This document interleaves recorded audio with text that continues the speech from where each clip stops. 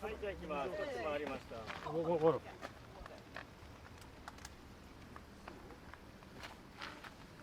Please, Yeah. go ahead. So, remind me how old you are? I am 17 years old. 17. And what are you interested in doing, or what are you deciding between? I haven't decided yet. I'm going here to UCLA as undecided social science. So among a number of topics that I'm interested in range from psychology, political science, environmental science, a lot of different things whizzing about. So. Yeah, that's broad. Right. A great advantage of being in the American university system is that in Europe you have to choose at age 17. Right, Here you right. don't have to choose it. I didn't decide until my last year in college what I was going to do. So have you any ideas what you might want to be doing 10 years from now? Or what are the choices for what you might want to do 10 years from now? Well, just looking at what I'm interested in so far, I may be considering a career in activism, for example, or possibly I am fairly interested in hydrogeology, which is just another topic, which involves sort of like groundwater, that sort of thing. Yeah. So maybe working with like municipal districts, figuring that sort of stuff out. Yeah. Well, if you want to preserve those options for yourself, on the one hand, being an activist, and on the other hand, hydrogeology. To do hydrogeology, you have to get some technical background. Right. So are you thinking of taking some geology courses? I'm thinking so, yeah. Fortunately, UCLA is a good school in geology, and my department, of course, is the geography department, Right. where people in my department do hydrogeology. What got you interested in hydrogeology? Is really It's very you were the specific. first person in my 80 years of life who told me Right. that they were interested in hydrogeology. Right. What got you possibly interested in it? Part of it was I participated in a science Olympiad, which is like a sort of regional science competition, and every year I tended towards broadly geology topics, and on my last 2 years it started focusing on hydrogeology, and additionally on top of that I went to a sort of conference for high school students, and there was a hydrogeology speaker there that sort of piqued my interest. There are two very different directions, activism versus hydrogeology. In one case, you've got to have lots of technical knowledge. In the other case, it's not a matter of technical knowledge, but of broader knowledge. Have you thought about what courses you're actually going to take the first year? I haven't thought about it yet. I think I'll cross that bridge when I get there. So are you entering this September? Yes. Yeah. Okay. Yeah. Yeah. June. That's 2.5 months from now. I know what signing up for courses is like at UCLA. Now with the large enrollment, there's pressure on enrollment. Sometimes it's difficult to get into the courses as you want to. That's true. And your parents, what do your parents do, and how did that contribute to your interest? My dad is an internet technician, and computers haven't really interested me so much as an actual profession, more than just something of interest to me, like space, for example, is interesting, but I don't think I'd ever pursue it as a career. And my mom is an accountant, so again, something that's sort of in the background, but not something I want. Your brothers and sisters? I have a younger brother who is in high school right now, and he wants to be in a rock band. So I don't take a lot of cues from him. How many years are there between you and your brother? He's going to be a rising junior, so 2 years. Two-year age difference. So I have one sibling, a sister. My sister is a year and a half younger than I am. And our own kids are they're twins. Right. But with good fortune, your brother is going to be around. He's going to be in your life for the next 65 or 75 years. Yeah, hopefully. How old are your parents? They're about 50 or so. You're lucky. Yeah, that's young. That also means that they're going to be around for a long Right. time. That's good. That is one of my greater fears, is what happens when they're gone. Yeah, the likelihood, once you're 50, life expectancy is more than 80. Your parents will, with good luck, your parents will be around 30, 40 years. What made you decide on UCLA? Okay, so some of it was geographical. I wanted to stay on the West Coast preferably because I was spoiled by Southern California weather. Yeah. Didn't really want to leave here. But I also didn't want to stay too close, so UCI Good. was out of options. That was a little because if I could commute there from home, then it was too close. I didn't want to do that. Yeah. I wanted to stay in a dorm, have the whole experience. Good. And UCLA just seemed like a natural option, like geographically, of course, and of course it's prestigious as well. So that's something I'm looking forward to. There's a lot of flexibility too that comes with public schools. Yeah.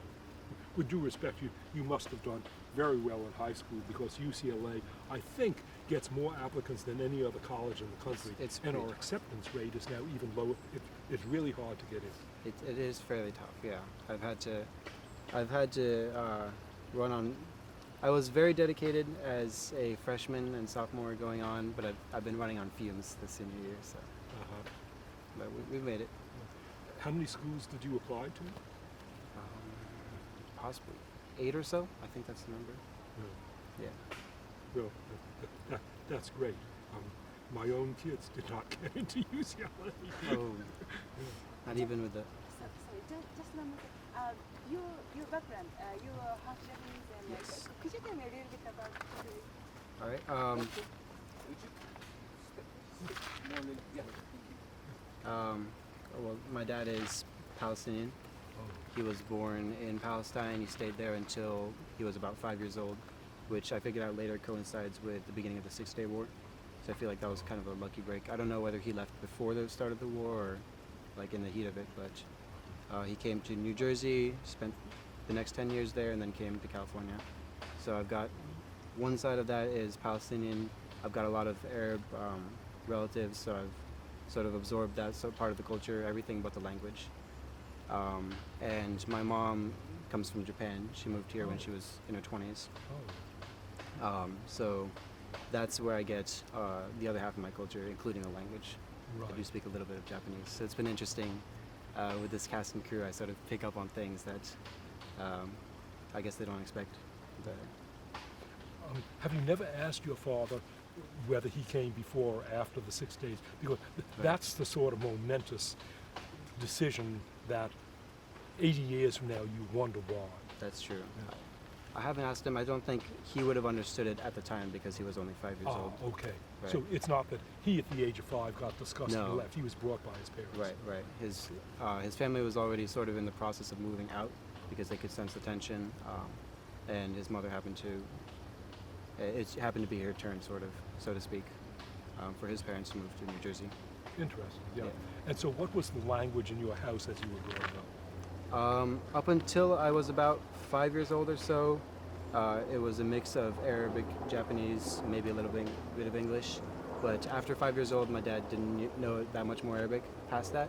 So then it stuck to more of a hybridized Japanese, English. Oh, And I live with my mom now, so that's pretty much Japanese exclusively, all right. except so, for my brother. So your father and mother speak then Arabic or Japanese to each other? No, they use mostly English. Okay. But although my father did know a few Japanese phrases and vice versa. And how is your Arabic and your Japanese now? My Arabic is poor. I think if I become diligent enough, I would like to learn a little bit more of Arabic this summer. But it's a little bit tough because I have to pick the right one because there are so many different kinds of Yeah. Arabic and they're practically different languages. Yeah. So I want to make sure I pick the right one so I can actually speak to my relatives. Yeah. My Japanese is a little bit better. It's about elementary school level. I've been trying to speak it more and more around the house so I don't lose it. That's important. My brother, on the other hand, is Japanese averse. So, I tried to speak it to him because it's pretty important. I've had a friend's mom who told me that she hated speaking French around the house and then regretted it later when she couldn't speak it. Yeah. I mean, it's great. Yeah, so you end up speaking English, Arabic, and Japanese, three of the world's most important languages. Right, If you right. had to pick a language arbitrarily to learn, your parents picked right for you. That's right. I'd like to think so. And can you read Arabic and Japanese? I can read, in Japanese there are 3 different writing forms. There's katakana, hiragana, and kanji, Yep. which is derived from Chinese. I can read katakana and hiragana for the most part, and I can understand some very basic kanji, but it takes some serious study to actually read kanji, and I can't read Arabic at all. Uh-huh, yeah. Arabic probably, once you set yourself to it, will be easy, because That's true. it is an alphabet, a modified Right, alphabet. right. It's just that the letters are different. Well, that's great. I think you are likely to have a very successful life, because you've really got you've got things going for you, and you've already succeeded in something difficult, which means that there are lots of people out there who are convinced that you are great material. I see. So I can fake it till I make it, Yeah, as they say. and I'll be teaching at That's UCLA right. for a while. I'm hoping to Maybe see I'll you see around. you in one of my courses. Yeah. All right. Great. Thank you. And Nice to meet you. before you're leaving, just a variety of shots of, just if you could chat a little bit more, like a few minutes. And we're going to get like a wider shot from a little bit far away. So if you could. これちょっと音をつけていいよ。 Have you ever been to Palestine over the years? I've always been told that Palestine is a little bit too dangerous. Well, Israel now, I guess, technically. All of my relatives live in 俺 what の is カメラ now 上に向 Israel. けてるから。 But I've been told it's too dangerous to go there. Every once in a while, my cousins visit. I may visit when I get the chance, but it'll be probably of my own volition. And I have visited Japan a few times, a lot more often when I was younger, but I haven't been back. Were your parents from what's now the so-called West Bank, or whereabouts? I think they come from Gaza. From Gaza. Right. Wow, that's a big difference between Gaza It and is. West Bank. It is. My understanding It's is a that lot more Gaza is much more difficult. That's right. I can understand why your parents are not eager for you to visit. Yeah, visit Gaza. it is definitely there's a lot of tension. Does your father talk much about the politics of that area and what he thinks about it? He does, and I pick up on it, especially at family gatherings. The topic will come up a lot. My uncle is sort of an activist, or he was in college, so I hear stories of him sort of, with his club, and he was the president almost. And most of I have fairly strong feelings on the subject as well, but most of them have come through my own study. So we had like a model United Nations program in our school, and a topic that I would frequently be attracted to is Israel-Palestine conflict. So I did a lot of my own reading on the subject, sort of form my own opinion, but of course, probably biased. Can you think? Yeah, it's such a situation. Can you think of any solution that is feasible? That's to say that both sides could be gotten to agree to. Right. I think. I mean, the short answer to that is no. There is no. I don't foresee a quick solution to any of this in the next. I don't even know if I'll live to see it, to be honest. But I mean, there's a two-state solution that keeps on floating up to the surface every once in a while. It seems like the fairest solution. I think personally, the mistake was made when Western powers at the end of World War II decided to take Zionists more seriously and put them in Israel instead of covering them in their own territories in the first place. Because you hear a lot about how the United States actually rejected Jewish immigrants during World War II. So there's like a deep hypocrisy there. But when they're settling them in somebody else's land, clearly they have less of a problem with that, which I think started the whole thing because there's been, I mean, it's chronic. It happens in Africa, it happens in the Middle East. Western powers draw arbitrary lines without any regard for the native populations, and that usually creates tensions. Like, for example, when you pack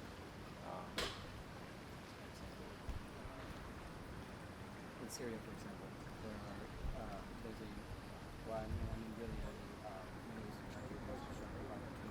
between Sunnis and Shias in the country. In Iraq, there are the ethnic Kurds who didn't get their own territory charted out for them, so they have to sort of compete with the other two